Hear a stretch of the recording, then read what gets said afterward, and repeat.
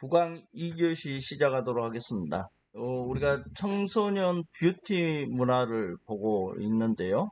첫 시간에는 어, 주로 화장 문화에 대해서 우리가 살펴봤고요. 두 번째 시간에는 패션 문화에 대해서 한번 살펴보기로 하죠.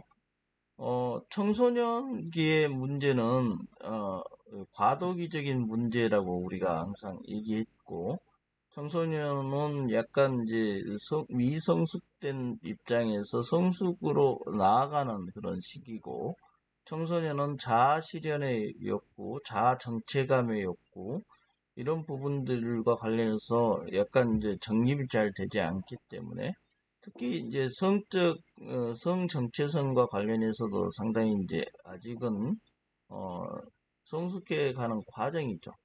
그리고 자기를 표현하는 데 있어서 양가 감정을 가지고 있죠. 부모로부터 의존을 하기도 하고 또 어, 일종의 독립을 또 추구하기도 하고 또 또래 집단하고 관련해서도 일종의 이중적 태도를 가지고 있다겠습니다. 또래 집단과 소속을 같이 하기 위해서 상당히 모방을 하지만 또 또래 집단과의 자신만의 개성을 일종의 차별화를 두려고 하는 그런 이중적 태도를 가지고 있죠. 이런 그 태도들은 화장 문화에서도 나타나고 여러 가지 문화에서도 나타나요. 그러면서 또 패션 문화에서는 상당히 이게 이제 직접적으로 우리가 관찰할 수 있는 부분이죠. 청소년의 패션은 상당히 의복 행동에서 드러나는 경우가 많습니다. 어, 의복에 대한 우리가 이제 태도, 그리고 관심, 선호는 보통 가치를 담고 있기도 하는데, 좋아하는 거, 그리고 착용 습관, 이런 부분들을 보는 게 의복 행동인데, 이러한 의복 행동은, 개인의 내적인 측면을 이해하는 데 유용한 역할을 하죠. 우리가 어떤 사람을 보면 그 사람이 입고 있는 옷, 옷을 우리가 먼저 눈에 들어오죠. 얼굴과 옷이 이렇게 들어오고 또 그 사람의 이제 패션 스타일이 이제 어느 정도 이해가 되죠. 그러면서 그 사람이 갖고 있는 내적인 측면도 유추해낼 수 있죠. 이해할 수 있다는 것이죠. 어, 우리가 이제 내적인 것을 들여다볼 수 없기 때문에 이해한다는 것은 상당히 어려운데 여러분 이해라는 게 쉽지 않는 단어입니다. 그래서 뭔가를 이해한다는 것은 어떤 기준, 척도가 있어야 되고 그래서 측정을 하죠. 그 다음 생각을 해봐야 될 거 아니에요? 그 기준에 의해서 그때 의복 행동이 하나의 기준이 되는 것이죠. 우리가 어떤 사람을 봤을 때 우리가 그 의복 행동이 여러 가지 그 의복에 입고 있는 스타일이 어느 정도 그 좀 불결한 옷을 입고 있다든지 그러면 이런 사람들이 지금 어떠한 내적 상태에 있겠다 이렇게 알 수 있는 것이죠. 단정한 양복을 입고 있으면 또 내적으로 상당히 그 질서를 중시하는 사람이다. 이렇게 우리가 생각할 수 있는 거죠. 그리고 그러한 옷을 계속 입고 있는 사람들과의 소통에도 어느 정도 그 사람의 내적인 상황을 알 수 있기 때문에 소통에도 큰 의미를 지니고 있다는 것이죠. 만나면. 그렇다면 의복 행동은 왜 그러한 의복 행동을 하느냐의 문제는 세 가지 차원에서도 우리가 이제 들여다볼 수 있는 거죠. 먼저 이제 옷을 입는다는 것은 우리가 자연 상태에서의 여러 가지의 그 침해를 받지 않고 신체를 보호하는 그런 역할을 하죠, 일단. 그런가 하면 내외면적인 욕구를 일종의 표현하는 경우도 있습니다. 그래서 그러한 욕구 표현의 문제가 있고 사회적 상황과 이렇게 그 호흡을 같이 하기 위해서 옷을 입는 경우도 있죠. 과거에는 우리가 한복만 입고 다녔던 시대가 있고 개량 한복을 또 입기도 했고 그렇지만 이 근대화는 어떤 보면 일종의 서구의 문화입니다. 그래서 근대라는 그 중에 그 중요한 것은 서구의 이 양복 문화, 이 서구의 이렇게 기성 문화, 서구의 이렇게 실용 문화가 이렇게 우리 동양 쪽으로 이렇게 흘러 들어오면서 어 우리가 이제 사회적인 상황, 이런 이제 근대 국가, 법치국가, 근대의 산물들과 우리도 이제 그 근대화의 과정을 이렇게 거쳐오면서 결국은 우리의 패션도 사회적 상황과 맞는 이제 그런 의복 행동을 하게 됐다는 것이죠. 그래서 그 의복 행동과 잘 맞지 않는 옷을 입으면 상당히 이질적이고 이례적으로 우리가 취급하는 그런 이제 단계까지 우리가 이렇게 왔다는 겁니다. 그래서 청소년기의 의복 행동은 좀 더 항상 얘기하지만 청소년기의 의복 행동은 다른 또 세대 생애 주기별로 봤을 때 다른 단계보다는 좀 더 독특한 측면이 있다. 왜 그러냐면 청소년기는 생리적, 심리적으로도 그리고 사회적으로도 아직 굉장히 급변하는 시기다. 과도기다.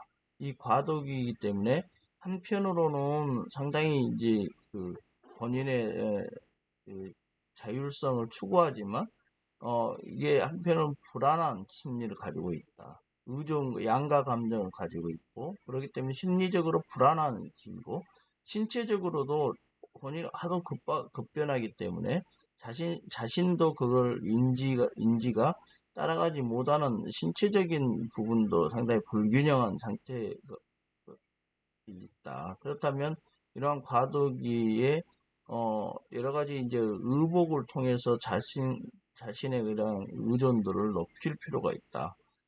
그런 부분에서 이제 의복이 또 역할을 하고 있고, 신체적으로 굉장히 민감하죠. 우리가 정신적으로 민감하고 신체적 결점을 이제 보면, 어, 이게 이제 이렇게 성인이 돼서는 그렇게 크게 그 민감성을 민감하게 대응하지 않아도 되는 부분들로 청소년기는 굉장히 민감합니다.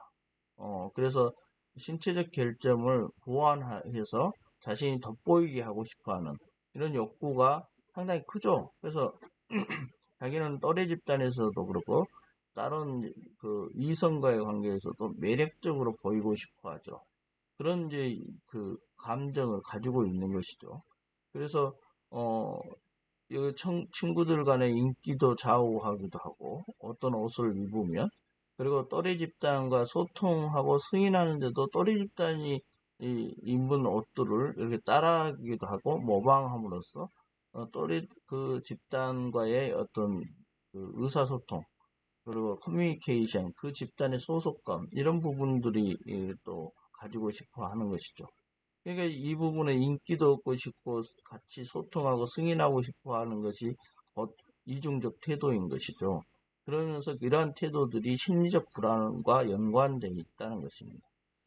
자신의 주체적인 결정보다는 주위 사람들의 의견이나 대중 매체를 통해서 정보의 영향을 받고 행동하는 경우가 많죠. 특히 스타 마케팅을 하면서 약간 상업적인 측면에서 이렇게 스타와 동일시하는 그런 의복을 입다든지 액세서리를 한다든지 헤어스타일을 갖는다든지 이런 걸 모방하게 되죠.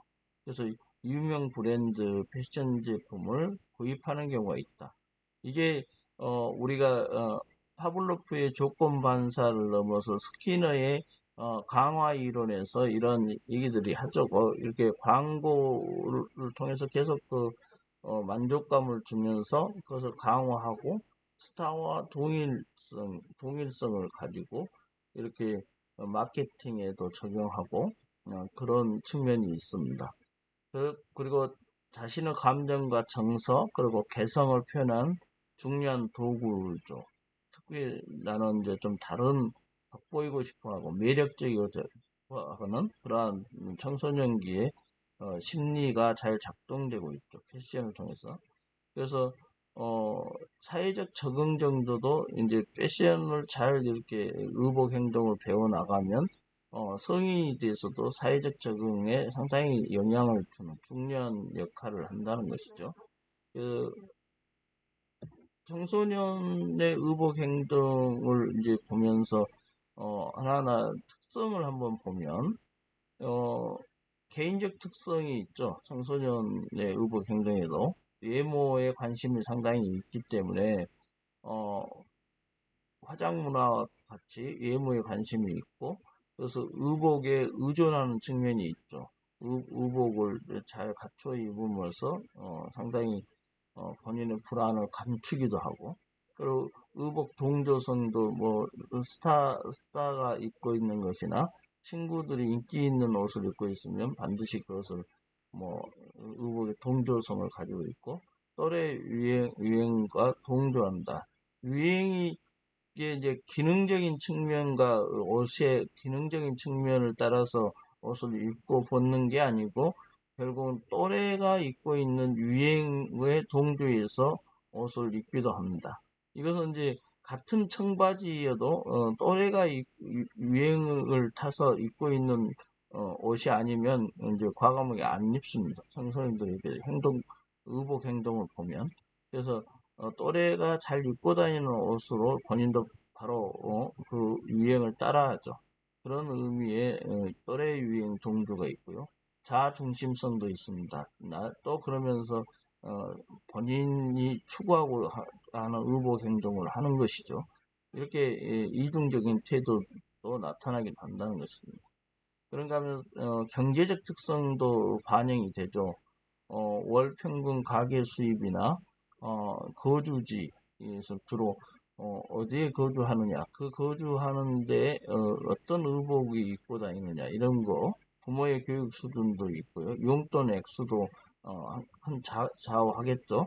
그러면서 본인의 또 그 아르바이트도 하기도 하고 그렇습니다. 그래서 그런 이제 돈을 모아서 본인이 그 또래가 유행하는 이제 동조한 것을 사기도 하고 그렇습니다. 그리고 사회문화적 특성과 관련해서도 상당히 예민하죠.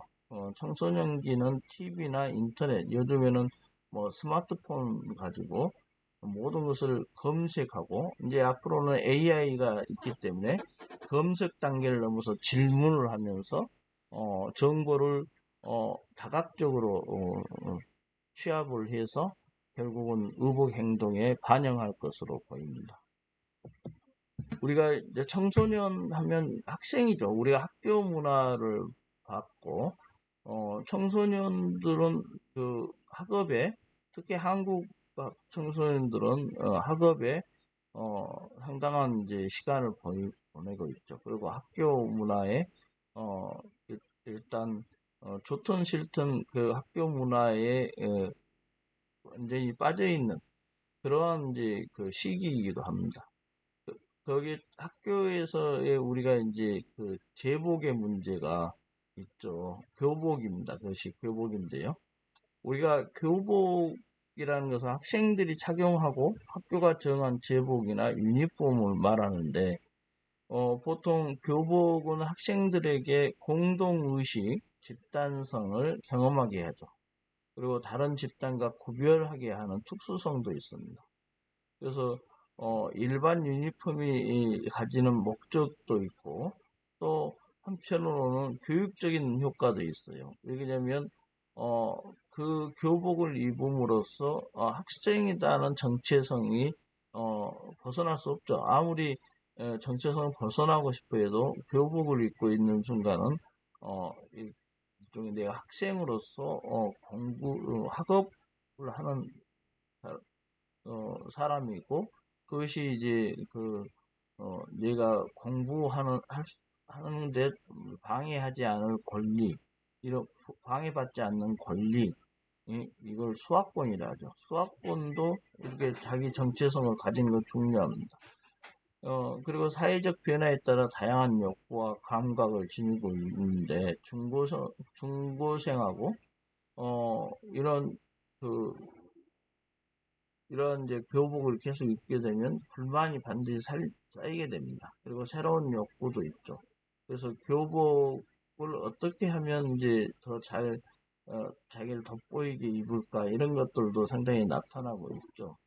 어, 교복의 특성은 일종의 교복을 입는 집단 의복 기준에 동조하게 되죠. 어, 그래서 타인으로부터 학생으로서 인정받기도 하고 그 학교만의 교복을 입어서 소속감을 획득하기도 합니다. 이러한 상징성이 있다는 거죠. 소속 단체의 독창적인 이념과 개성을 표현하기도 하고요. 보통 학교마다 이러한 독창적인 이념과 개성을 표현해서 교복을 선정하기도 합니다. 그래서 착용자의 의식에도 영향을 미치죠. 그리고 외적인 아름다움도 교복을 가지고 신미성이 없다고 대부분 보는데 그 교복 입으면서 제복으로서의 신미성이 있어요. 제복으로서의 일단 절제감이나 여러 가지 그 제복을 입음으로써 외적인 아름다움을 가지고 있을 수 있습니다. 그리고 기능성은 어, 청소년의 성장 발육이 빠르고 신체 활동이 많은 시기이기 때문에 착용하는 또 시간이 많죠. 그렇기 때문에 교복은 상당히 이 기능성도 중시해야 됩니다. 그리고 어, 아까 외적인 아름다움도 생각을 해야 되는데 대부분 이제 약간 그것을 다시 약간 수정해서 입는 경우가 많이 있죠.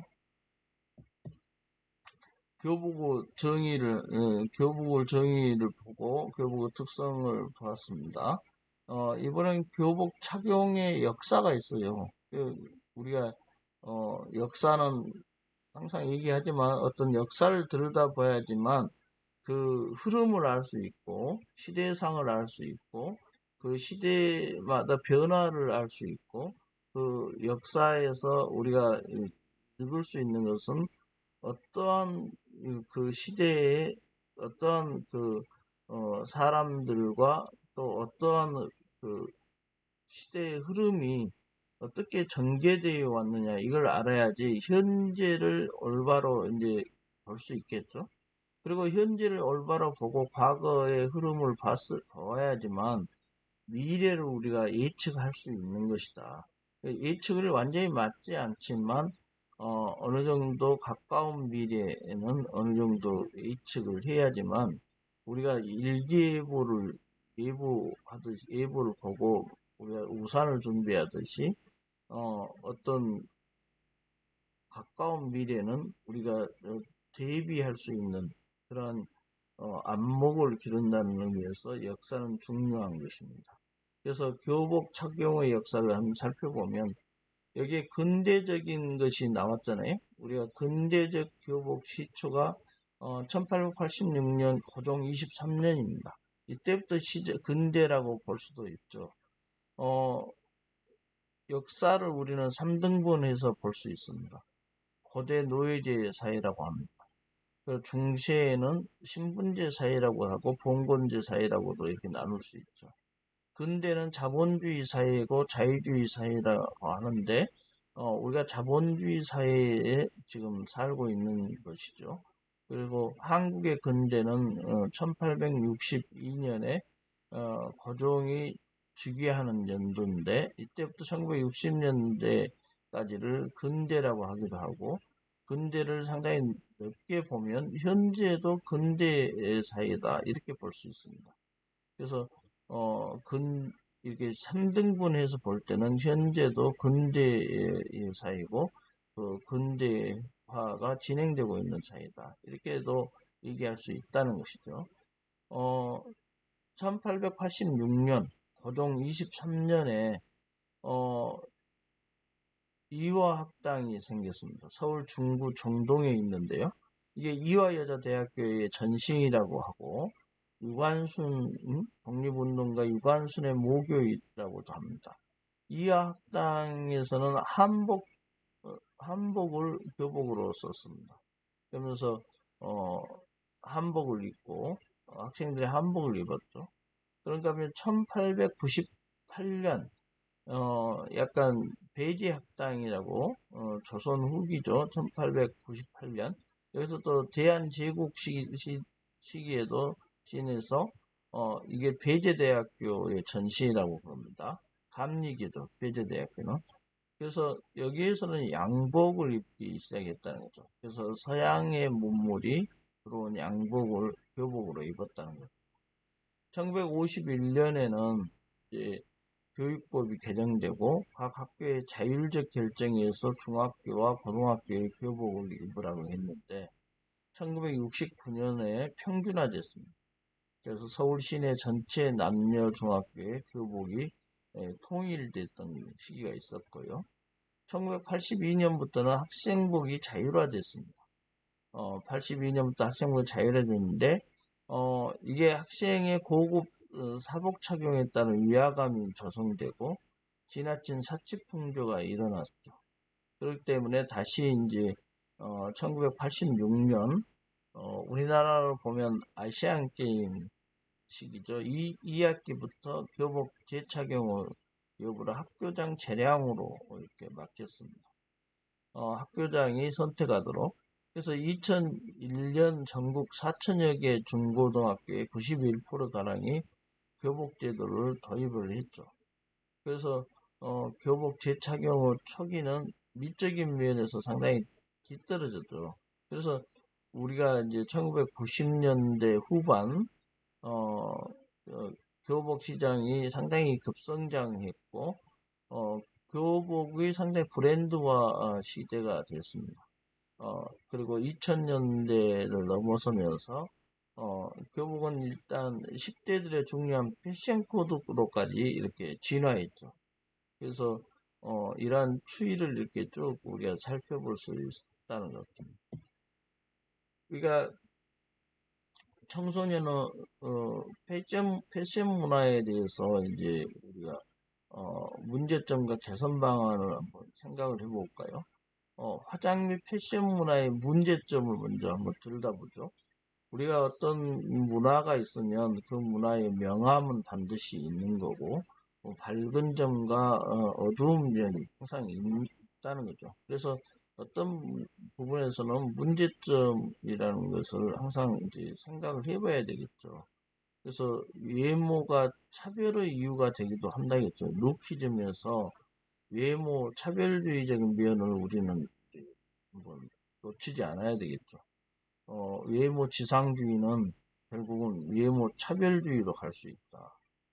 그리고 다이어트 열풍을 일으키는 것은 우리가 건강하기 위해서 이게 이제 다이어트를 하는 것은 뭐 나름대로 바람직하지만 또 나쁜 측면은 다이어트를 너무 강조하다 보면 청소년들이 이 건강을 해치게 되죠. 오히려 이제 균형 식사를 하지 못하고 또 과도한 운동을 한다는 것이 그렇게 이제 바람직하지 않죠. 그렇기 때문에 다이어트 열풍으로 인한 이제 그런 우리가 어떤 옷을 입기 위해서 우리가 다이어트를 한다든지 건강해지기 위해서 다이어트를 해야 되는데 어떤 옷에 맞춰서 다이어트를 한다든지 상업적인 광고에 의한 뭐 패션 그 일종의 그 모델들을 기준으로 해서 본인의 이제 그 신체를 어, 확대를 하는 그런 측면들이 있다는 것이죠.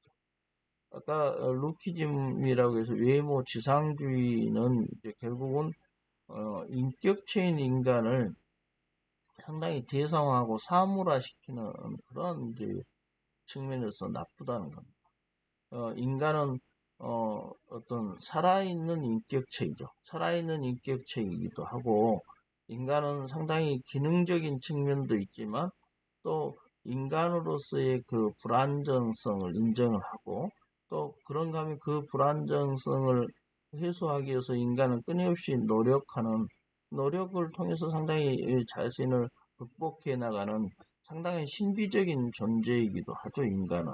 그렇기 때문에 이러한 복합적 인격체로서의 인간을 봐야 되는데 그 인간을 그러면 내면과 외면을 함께 고려해야 되는데 어떤 인간을 외모 지상주의로 빠지면 어떤 인간을 상당히 대상화하고 사물화해서 그 비율이 정확하고 또 얼굴이 일종의 화장을 잘해서 상당히 깔끔하고 또 패션 옷을 잘 입어서 상당히 그 매력적이다.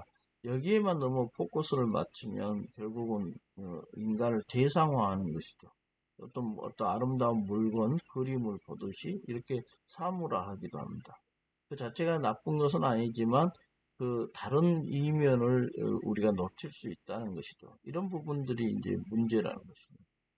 그리고 청소년 화장과 패션 문화의 원천과 주체성이 상당히 모호하죠. 자본가가 심어놓은 일종의 세뇌냐 이렇게 볼 수도 있는 거잖아요.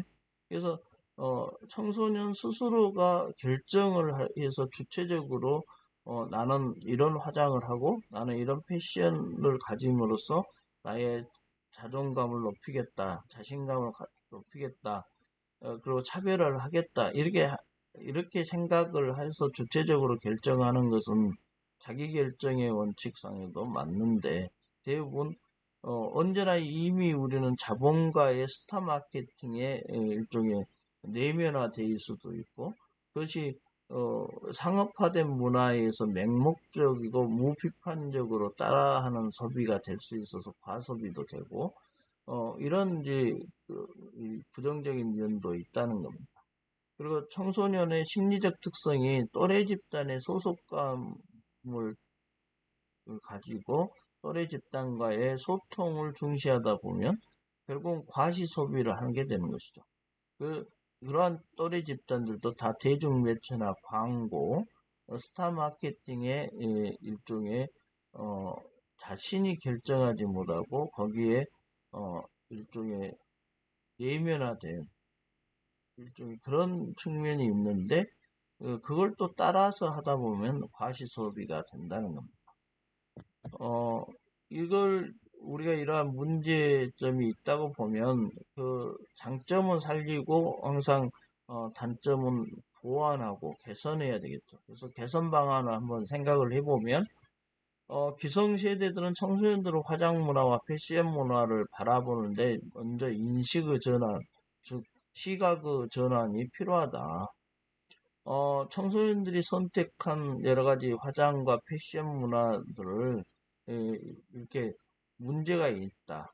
이렇게 볼 게 아니고, 일단은 역기능적인 측면을 보이더라도 일단 주체로서의 성장하도록 하는 노력이 있고, 또 그 청소년들은 그러한 능력이 있다고 보고, 청소년들을 그렇게 주체적 성장을 할 수 있도록 이렇게 지원하고 지지해 줘야 되겠죠. 그런 노력이 먼저 가지고 있어야 됩니다. 그리고 청소년들은 대중매체를 비판적으로 보는 시각을 차라리 길러주는 게 좋죠. 대중매체에 접근을 하는 건 당연하죠. 교육 과정에 아예 그걸 넣어야 됩니다. 그래서 청소년들이 대중매체에 노출되는 것에 대해서 너무 터부시하면 안 되겠죠. 교육 과정에 대중문화와 대중매체에 대한 이해하는 그 학습 시간을 넣고 프로그램을 넣고 소셜 네트워크 서비스나 빅데이터 등 첨단 정보 사회에 대한 교육도 반드시 갖추게 해야 되겠죠. 요즘에는 시대적으로 첨단 사회가 환경이 첨단 사회가 이렇게 도래했죠. 그렇기 때문에 이러한 대중매체뿐만 아니라 여러 가지 이제 AI 뭐 여러 가지 그 첨단 정보 사회에서 청소년들의 장점이 있죠. 그러니까 그런 부분들을 교육 과정에 포섭시켜서 결국은 자연스럽게 습득하도록 그렇게 형성하도록 하는 것이 더 효율적일 수 있다. 이렇게 보고요. 청소년들에게 바람직한 가치 판단 능력을 길러줘야 됩니다. 항상 아까도 이 비판적 시각을 길러주고 가치 판단을 바람직한 가치 판단을 할 수 있는 능력을 키워주는 게 중요하죠. 그래서 외모 지상주의에 너무 빠지지 않고 삶에 대한 태도, 몸과 정신 자체의 건강이 중요하다는 것을 반드시 이 바람직한 가치 판단의 본인의 기준으로서 그리고 내적 아름다움도 있다는 점 이런 부분들을 균형감 있게 청소년들이 이 가치 판단 능력을 가지고 결국 성인이 됨으로써 이런 부분들이 자연스럽게 본인의 그 정체성으로 이렇게 정착을 된다면 상당히 성인기에도 올바른 화장과 패션 문화를 가질 수 있다. 이렇게 보는 것이죠. 그리고 국가 차원에서는 이윤 확대만을 위해서 선정적 광고를 하거나 과장 광고를 해서 이런 이제 상업화를 넘어 부추기는 분들은 규제를 해야 됩니다. 그래서 엄격한 광고 규모하고 지속성이 중요하죠. 지속적인 방송 매체 개선과 정화는 국가적 차원에서는 반드시 해야 될 문제죠. 그래서 결국은 이걸 한마디로 얘기하면 청소년들이 올바른 화장과 패션 문화에 대한 인식을 갖게 하기 위해서 그런 환경을 그렇게 조성해 주는 거. 그래서 결국 우리가 환경 속의 인간이기 때문에 환경을 그렇게 만들어 주는 것은 국가의 중요한 임무라고 볼 수 있습니다. 화장과 패션 문화에 대한 다양한 교육 프로그램을 개발하고 운영하고 그럼으로써 우리가 서구식 의복 스타일, 복식 문화 외에도 전통적인 의복의 멋도 있다. 그래서 전통 의복의 멋들도 함께 다양하게 이렇게 교육을 해서 선택의 폭을 넓혀주는 것. 그것이 이제 자기 결정권과 일종의 매칭이 되는 이렇게 맞춤형 교육 프로그램이 될 수 있겠죠. 그래서 어, 화장과 패션은 결국은 선택의 문제고 자기 결정의 문제고 자기의 가치관의 문제이기도 하지만 특히 청소년기에는 이러한 여러 가지 다양한 교육 프로그램을 마련해서 정보를 알려주고 거기에서 올바른 선택을 할 수 있게 패션 행동을 한다든지 화장 행동을 한다든지 그런 것들이 잘 정착될 수 있도록 이렇게 도와주는 것이 결국은 개선 방안에서 중요하다 이렇게 볼 수 있습니다.